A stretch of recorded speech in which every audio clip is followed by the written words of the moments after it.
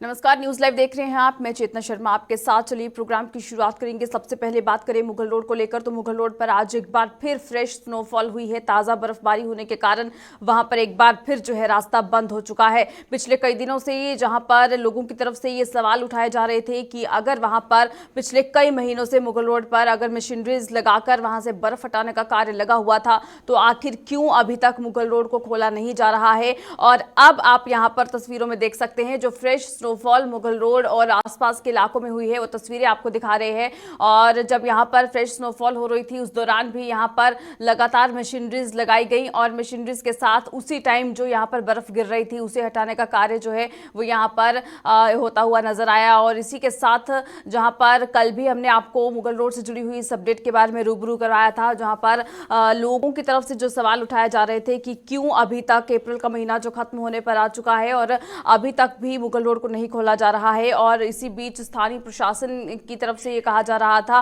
कि जो है जल्द ही यहाँ पर लोगों की आवाजाही के लिए यहाँ ये इस रास्ते को खोल दिया जाएगा। लेकिन इसी बीच आप अभी जो है तस्वीरें यहाँ से देख रहे हैं।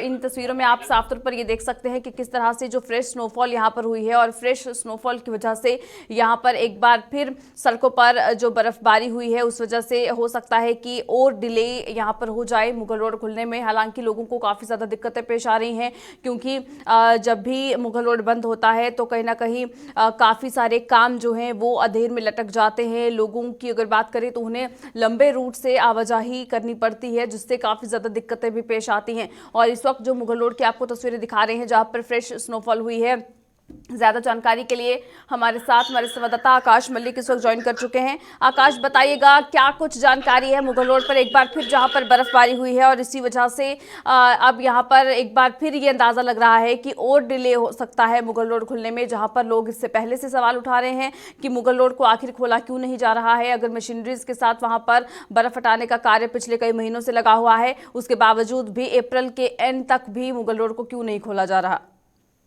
चेतना, मैं आपको बताता चलूं, ये मुगल शाह जो रजौरी पुंछ के लिए एक शाहराग है। और मैं आपको बताता चलूं कहीं 1.5 महीने से जो है इस पे जो है स्नो क्लियरेंस का काम चल रहा है। और बीच में बात करें कई बार जो मौसम खराब होने की वजह से जो है हैवी बर्फबारी हुई, जिसकी वजह से रोड बंद भी होती रही। फिर से इनने काम शुरू किया। आज की बात करें देर रात से ही जो है इस पूरी शाहरा पर जो है हैवी स्नोफॉल हो रहा है। अभी बात करें पोशाना से लेकर जो है पीर की गली तक तो जो है हैवी स्नोफॉल है। जो हमारे सोर्सेज बताते हैं 3 से 4 किलोमीटर की स्नोफॉल जो है सड़कों पे है। और इस वक्त की बात करें लोग जो है आम नागरिक इस वक्त बहुत परेशान है। उसकी मेन वजह यह है कि श्रीनगर में जो है लोगों को जो है मेडिकल फैसिलिटी जो है बेहतर मिलती है, जिससे लोगों को जो है बाया जम्मू से जाके जो है दूरी सामना करनी है। और श्रीनगर का जो है मुगल शहर का रास्ता जो है एक शॉर्ट वे रास्ता है, जिससे लोग श्रीनगर पहुंच सकते हैं। जी चेतना। बिल्कुल। और इसी के साथ जहां पर आकाश पहाड़ों पर तो ये बर्फबारी हो रही है, इसी बीच मैदानी इलाकों की भी जानकारी दीजिएगा। जम्मू श्रीनगर राष्ट्रीय राजमार्ग के हवाले से क्या कुछ अपडेट है, वहां पर किस तरह का मौसम है और वहां पर गाड़ियों की आवाजाही क्या अभी दुरुस्त तरीके से चल रही है, क्योंकि पिछले कल तक रास्ता बंद था जब वहां पर बारिशों की वजह से लैंडस्लाइड्स हुई थी। जम्मू से नगर हाईवे की बात करें आहिस्ता आहिस्ता वहां पे भी जो है ट्रैफिक की तरफ से बताया गया है जब भी कहीं घर से बाहर निकले पहले ट्रैफिक विभाग से रब्ता करके उसके बाद ही बात निकले। बात करें मैदानी इलाकों में जो है इस वक्त पूरे पीन पंजाब में काफी जो है बारिश हो रही है। और जो है मुगल शहर की बात करें तो उसको मैंने जैसे पहले भी बताया वहां पे हैवी स्नोफॉल है। कुछ ऑफिशियल से भी हमारी बात हुई है, उनका कहना है कि हमारा ये था कि विद इन टाइम जो है इसको खोलना था, तो लेकिन जो आज देर रात से जो हैवी स्नोफॉल हो रही है उससे लगता नहीं है कि ये मई के 3-4 तारीख से पहले खुल पाए, क्योंकि स्नोफॉल हैवी है और लगातार काम भी जारी है। और आज की बात करें आज काम थोड़ा सा डिले है क्योंकि रफ्तार थोड़ी सी कम की गई, क्योंकि हैवी स्नोफॉल भी हो रहा है। इलाका में बारिश का मौसम भी है और सर्दी भी बहुत ज्यादा है, जिसकी वजह से उन्होंने कहा आने वाले दिनों में जो ही इस मौसम साफ होता है तो इस शाहरा पे काम दोबारा से शुरू किया जाएगा। और अगर मौसम ने साथ दिया तो मई के पहले हफ्ते में इस रोड को हम श्रीनगर के साथ खोल देंगे। जी चेतना। जी चलिए आकाश, बहुत शुक्रिया ज्यादा जानकारी के लिए। तो जिस तरह से जो है हमारे संवाददाता आकाश मलिक इस वक्त हमें जानकारी दे रहे थे, जहां पर मुगल रोड के हवाले से जो अपडेट है, जहां इस वक्त हैवी स्नोफॉल हुई है और हैवी स्नोफॉल की वजह से रास्तों पर एक बार फिर बर्फ जम चुकी है। हालांकि अभी पिछले कई दिनों से जो काम यहाँ पर चल रहा था उसके तहत जो सड़कों पर से बर्फ जरूर हटा दी गई थी, लेकिन अब बार बार जो यहाँ पर स्नोफॉल हो रही है उस वजह से और ज़्यादा डिले हो रहा है और ज़्यादा मुगल रोड को खोलने में वक्त लग रहा है। और दूसरी तरफ जहाँ जम्मू-श्रीनगर राष्ट्रीय राजमार्ग की बात करते हैं तो कल जो बंद पड़ा हुआ था, जहाँ पर लैंडस्लाइड्स हुई थी और अब जो मलबा जो सड़कों पर आकर गिरा हुआ था उसे हटा दिया गया है और बिल्कुल सही तरीके से इस वक्त गाड़ियों की आवाजाही जम्मू-श्रीनगर राष्ट्रीय राजमार्ग पर हो रही है। लेकिन मौसम की अगर बात करें तो मौसम विभाग की तरफ से ये जानकारी दी गई है कि अगले 2 से 4 दिन तक अभी भी मौसम खराब रहेगा। बारिशों के साथ साथ बर्फबारी के आसार अभी भी जम्मू कश्मीर में बने हुए हैं।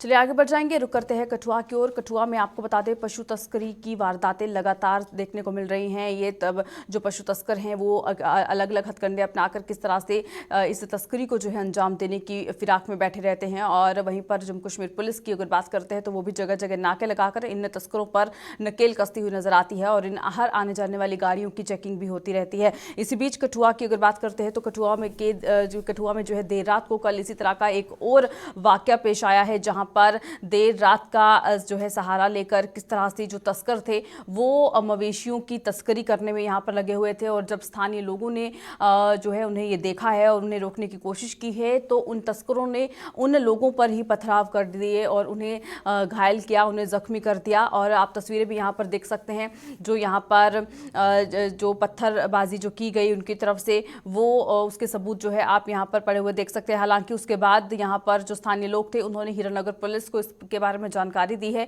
पुलिस भी मौके पर पहुंची और उसके बाद यहाँ पर बताया जा रहा है कि 8 से 10 मवेशियों को रेस्क्यू किया गया है। 8 से 10 मवेशियों को जो है यहाँ पर उन तस्करों की चंगुल से बचाया गया है। लेकिन क्या किसी तस्कर की गिरफ्तारी की गई है या फिर क्या उनकी पहचान हो पाई है, इसी पर ज्यादा जानकारी के लिए हमारे साथ हमारे संवाददाता रंजीव मेहता इस वक्त ज्वाइन कर चुके हैं।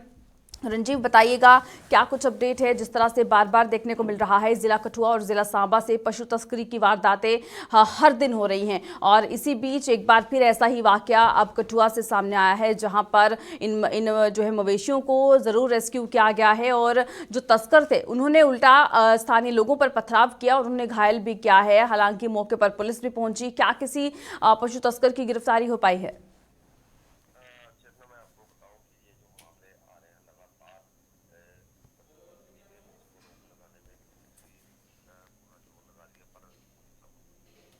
लगातार इनके हौसले इतने बुलंद हो चुके हैं कि ये सरेआम जो है तस्करी का काम करते हैं। कुछ स्थानीय लोगों ने भी अब इनका विरोध करना शुरू कर दिया है।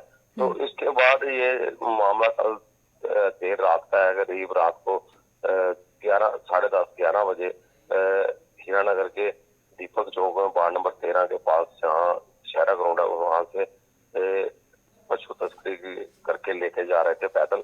तो कुछ लोगों ने इनको रोका और पुलिस को भी बुलाया। पुलिस जब रोका तो ये पीछे से और बड़े ज्यादा इनके साथ ही आगे और उन्होंने पथराव भी किया और डंडों से एक वहां पे एक बाइक थी एक लड़के की, वो उसको तोड़ दिया, उसको पत्थर लगे और उसको भी घायल कर दिया। तो इस तरह के बाद वहां पे तनाव हो गया, काफी लोग वहां पे इकट्ठे हो गए और दोनों तरफ से गाली गलौज और पथराव की घटनाएं भी सामने आई। और जिसके बाद पुलिस ने वहां पे मोर्चा संभाला, बहुत ज्यादा फोर्स को वहां डिप्लॉय किया, तो फिर जाकर स्थिति को संभाला। तो इस तरह के हालात जो हैं वो अब बनना शुरू हो चुके हैं। चेतना मैं बताऊं कि पशु तस्करी के मामले हो चाहे कोई नशा तस्करी के मामले हो, हीरानगर का जो पलाई इलाका है ये भी एक सेंसिटिव एरिया जो है ऐसे मामलों को लेकर बनता जा रहा है। जिला पुलिस के लिए ये एक गंभीर विषय है और इसको सॉर्ट आउट कैसे करना आने वाले दिनों में, यहाँ पे क्या होगा क्या होने वाला है ये कोई कुछ नहीं कह सकता, क्योंकि यहाँ पे तनाव काफी पूरी देर रात तक तनाव वो है वो दोनों तरफ से चलता रहा और पुलिस भी बीच में रही और पुलिस ने काफी बार इसको कंट्रोल करने का कोशिश की और कंट्रोल भी किया। एसडीपीओ बॉर्डर धीरज सिंह कटोच और थाना प्रभारी जो हीरानगर के अमित सांगड़ा, थाना प्रभारी रायबाग तारिक अहमद और जितने तमाम चौकियों के और जो चौकी प्रभारी अपने दल बल सहित यहाँ पे पहुंचे थे और स्थिति को संभाला।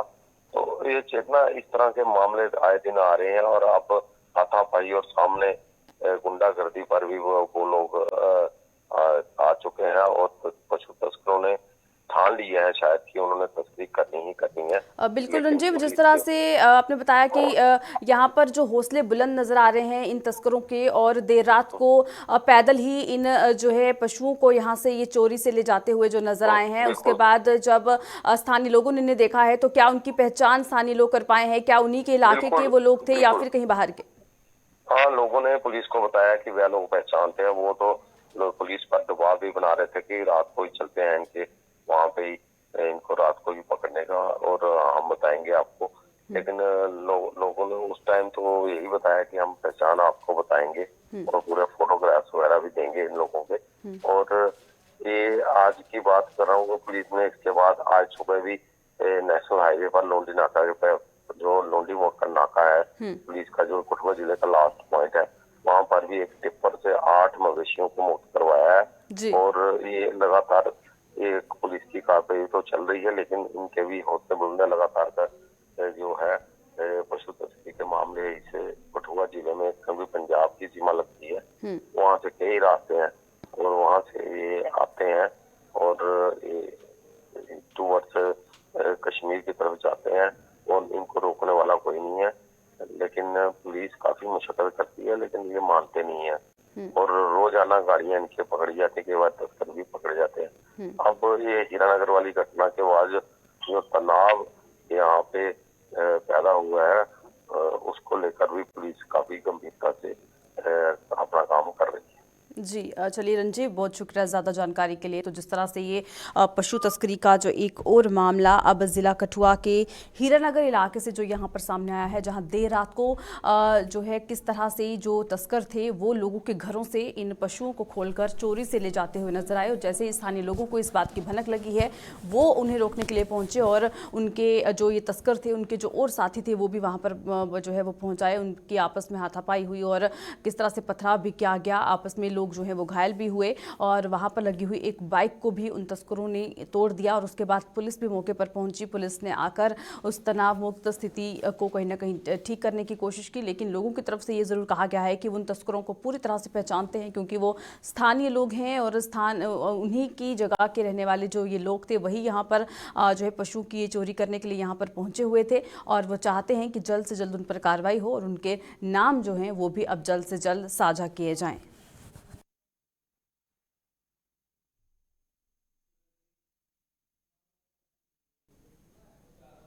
चलिए आगे बढ़ जाएंगे, रुक करते हैं किश्तवाड़ की ओर। किश्तवाड़ के एक घर में देर रात को एक बड़ा हादसा पेश आया है, जहां पर 3 मंजिला एक मकान में जो है काफ़ी ज़्यादा आग लग गई और आग की लपटें इतनी ज़्यादा तेज़ थी कि उसने धीरे धीरे पूरे घर को अपनी चपेट में ले लिया। आप तस्वीरें यहां पर साफ तौर पर देख सकते हैं जो देर रात को सामने आई हैं, जहां पर 3 मंजिला ये घर था और 3 मंजिला इस घर में आखिर किस तरीके से आग लगी है, क्या कुछ कारण रहा है और उस वक्त इस घर के जो लोग थे वो आखिर कहाँ पर थे, क्या कोई जानमाल का नुकसान यहां पर पेश आया है, इस पर भी ज्यादा जानकारी लेंगे। लेकिन तस्वीरों से आप यहां पर साफ तौर पर अंदाजा लगा सकते हैं कि ये हादसा कितना भयानक था और किस तरह से ये पूरा घर जो है ये जलकर राख हो गया। इसमें लगा हुआ जो सामान था वो भी पूरी तरह से जलकर राख हो गया और तस्वीरें आप साफ तौर पर देख सकते हैं। ज्यादा जानकारी के लिए हमारे साथ हमारे संवाददाता अजय शान इस वक्त ज्वाइन कर चुके हैं। अजय, बताइएगा, जो ये तस्वीरें इस वक्त हम किश्तवाड़ से देख रहे हैं, जहां पर एक घर को किस तरह से आग लग चुकी है, ये आखिर ये हादसा किस तरह से पेश आया है और क्या कुछ नुकसान हुआ है? चेतना, देखिए ये बागवान मोहल्ला है किश्तवाड़ म्युनिसिपैलिटी का, वार्ड नंबर 12।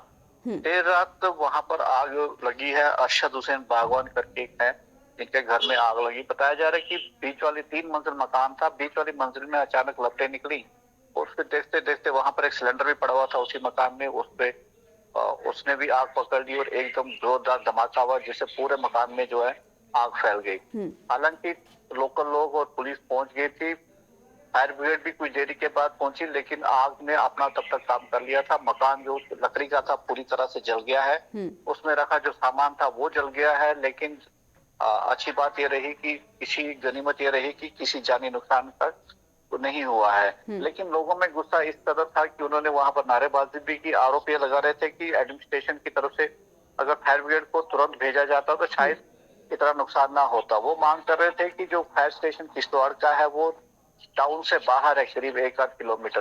तो वो मांग कर रहे थे कि जनरल बस स्टैंड किश्तवाड़ में एक गाड़ी रखी जाए, ताकि देरी से जो गाड़ियां पहुंचनी है उससे निजात मिले और तुरंत कार्रवाई हो सके। क्योंकि पहले भी देखा गया है, कभी जो फायर ब्रिगेड की गाड़ियां हैं जाम में फंस जाती हैं या कहीं किसी कारणों से समय पर नहीं पहुंचती है, जिस कारण आग जो है तब तक भारी नुकसान कर चुकी होती है। तो कल भी यही वहां देखने को मिला, देर शाम को लोगों का गुस्सा फूटा, उन्होंने नारेबाजी भी की।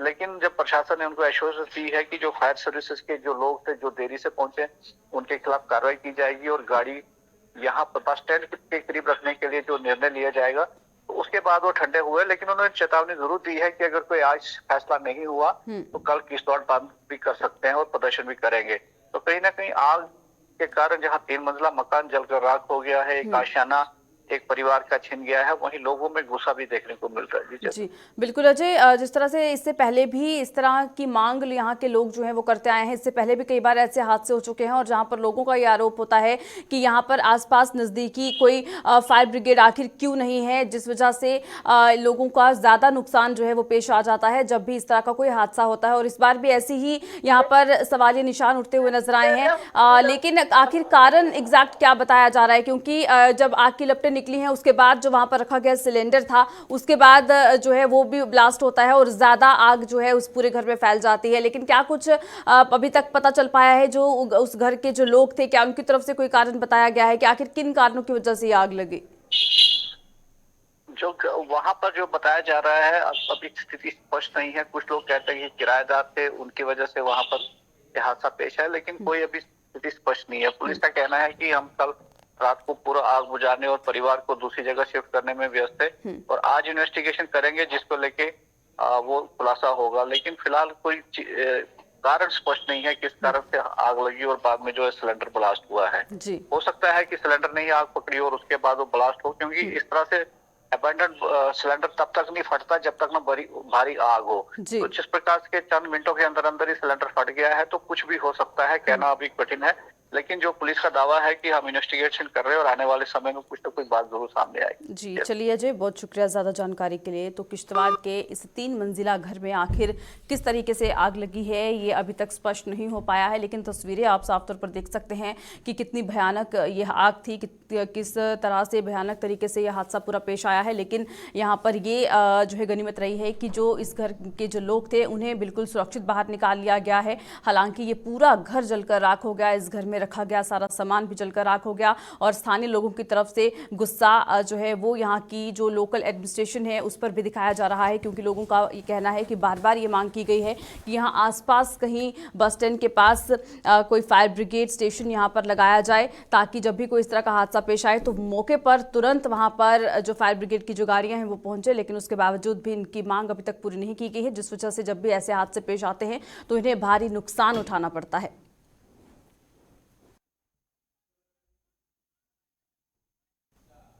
चलिए न्यूज़ लाइव में फिलहाल इतना ही, दीजिएगा इजाजत, नमस्कार।